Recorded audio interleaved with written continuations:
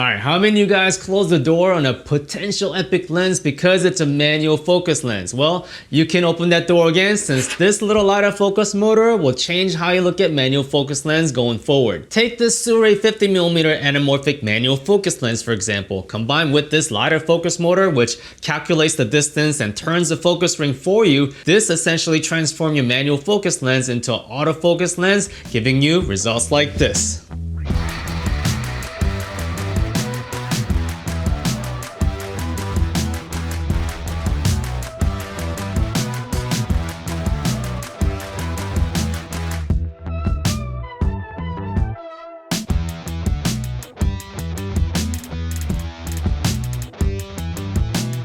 Hey, how's it going? Hope you guys doing well. Okay, I'm really excited about this video because if you guys watch my videos, you know I love those Sirui Saturn anamorphic lenses, but I do not like manual focus lens. Yeah, it was a love and hate relationship, but this little device fixed all that. So PD Movie sent me this LiDAR motor about a month ago for me to test, and I try to push its limits so I can tell you guys what this device can do and what it cannot do. So in this video, we will go with the pros and cons being limitation you should be aware of, but I think this is one of the rare cases where some of those pros are just so good that all the limitations are just forgiven. Like if this device only came in pink, I would have to be like okay with it. So the first pro category is this device is very easy to set up. All you have to do when you first get it is grab your about to be your favorite manual lens and slide this onto your 15mm rod, and don't say that's what she said, or do in the comments because that's what I would do, and you just have to calibrate the LiDAR motor at 3 different distances. You don't have to use the provided focus chart, but it's there if you ever need it. Newspaper will do just fine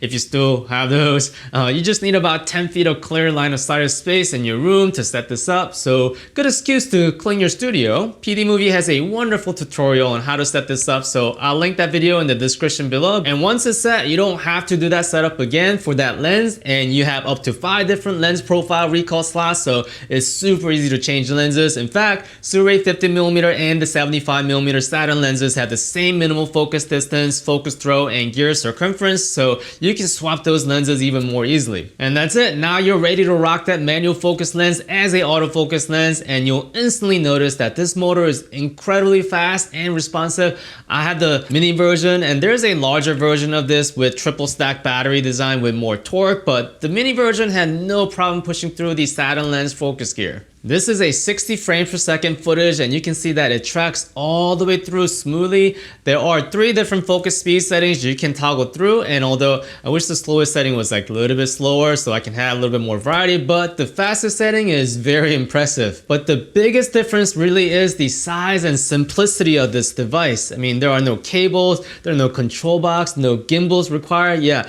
this isn't a dig on the DJI Lidar system, which is like in a different class since that has a range up to 14 meters, but I'm glad there's a simpler option. Even the Bluetooth manual focus controller can be stripped down to this little tiny knob, so you can attach this to your gimbal. Oh, and this little tiny thing has a range up to 100 meters with the asterisk, which we'll talk about later in this video. Now, PD Movie does provide an attachment that can go onto your camera's hot shoes, which makes this setup even smaller, but you do have to tighten the cold shoe mount screw super tight since the motor torque is really strong. So my preferred method of using this is actually attaching this device to my A7S III's Tilta cage with the 15mm rod, and yeah, this setup right here is super sturdy. And lastly, if that's not cool enough, there's more functionality to this little device, so I want to briefly touch on the PD Movie phone app since that's not really commonly talked about. There are some basic documentation available, but it took me a little finagling to make this app work. So to save you guys some time, here are some of my tips when using this app for the first time.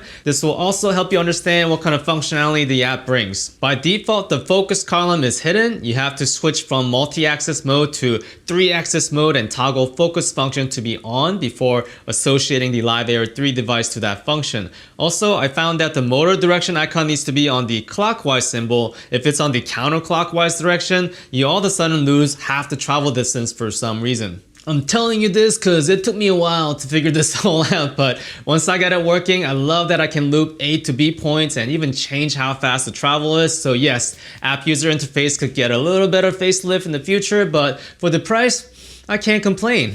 Because the base model package, which doesn't include this Bluetooth control knob, starts around $290 if you can find it in stock. With the tiny little Bluetooth control, it's about $470, and there's also a deluxe package, which includes this larger wireless control handle. It gets a little confusing because there are similar models without the LiDAR capabilities, so I'll leave different store links in the description below so you can check to see if it's in stock. I do, however, recommend the middle package with the Bluetooth controller because that allows you to switch back and forth from autofocus to manual focus. You'll see why that's important in this next topic. All right, let's talk about some limitation of this device so you can put this device to better work. First is the range. On paper, this device can detect subject up to 5 meters or about 16.4 feet from the sensor. When I first saw that wording, I thought, well, I could have someone chase a car rig within 16 feet. But it turns out directly shining an HID headlight into the LiDAR device during a sunset is not an ideal situation. So in this shot, it was tracking around 10 to 12 feet before losing focus. Remember, I was really trying to push this device. So on my next test, I tried it in direct sunlight, which I knew would fight with the LiDAR since PD Movie's website specify strong outdoor daylight as not an ideal shooting environment, but I wanted to show you guys what it looked like. So as advertised, the range dropped dramatically and there was a noticeable delay in the responsiveness. Not that I film a lot with my anamorphic lens in direct sunlight. You can counter that by wearing this reflected magnet strip that PD Movie provides, which is cool to test how to make LiDAR work even in direct sunlight, but you probably won't make your talent wear this for your video unless you do like a sci-fi film. So I would avoid direct sunlight when using this device. I should however mention that the LiDAR can see subject better than the camera when it comes to extremely low light situations, so that's an advantage. But in most indoor cinematic scenario, this LiDAR device works fine long as the subject is in the center area. So autofocus lens can focus to the corners if you tell it to, but because how the LiDAR beam works, this device has to sense the light bouncing back, which means that if you go too far to the corner, it will lose you, especially in the opposite side of where the sensor is mounted. So you can go off center to the direction where the LiDAR motor is mounted, but not so much to the opposite direction since the tip of the lens is on the way. So this will also mean that if you have like a step-up ring for your ND filter that's much larger than your lens thread, it will block the LiDAR beam, so something to note. I like to think of it as an invisible laser pointer rather than like a large invisible flashlight. If something is blocking or you're not pointing at the subject directly, you're not focused. If you think about it that way, it's much easier to use, especially if the subject is further away. And speaking of far away, I mentioned that the Bluetooth controller range is 100 meters with the asterisk. 100 meters is about 328 feet-ish, so it is more than what I was comfortable with leaving my camera gear in a parking lot and just walking away from it. So I did a test range of about 80 feet and it is impressive. But at about 50 feet and above, the focus motor did jump and was not linear to the speed at which I spun the remote wheel. And same goes with when I was inside the truck. Now this is common if you try to control any video gear that's outside the truck from the inside. You have to go through many layers of metal before getting to the back of the truck. All that to say, ideally, if you want to accurately pull focus with the Bluetooth focus controller, it's better to be like nearby and have direct line of sight. But if you want to just jump to that focus point, that range is very impressive. Next is that there's no LCD screen on this device. The 2 LED light tells you the status of the device through blinks and control combination, and there's a little cheat sheet on the back of this device, but I would love to see a small LCD screen on the next version. You can see the battery percentage on the phone app, but sometimes I forget what white color LED means for the battery. That's supposed to be 75 to 95%. I know because I just looked it up. So this next limitation is about the battery, and it's not about how long it lasts because this thing has plenty of juice with the runtime around 6 to 8 hours, but it's about the design and how it's implemented. So first of all, there's no on and off button on this device. So in order to turn this off, you have to take the battery out. Now most people try to pull it out straight and struggle, but if you look carefully, there's a tiny little arrow there indicating that you have to push the battery towards that direction and then pull it out, and it comes out a lot more easily. Kind of gets bad rep for that. It's not as intuitive, but now you know. Although this looks like the Sony MPBX1 battery sandwiched together, it's actually PD Movie's own proprietary battery with plastic divots and it's really tight fit. But luckily PD Movie does provide these rubber stickers so you can put this on your battery for better grip. The non-mini version does have a USB-C port. You can charge the battery while it's in operation, but the mini version,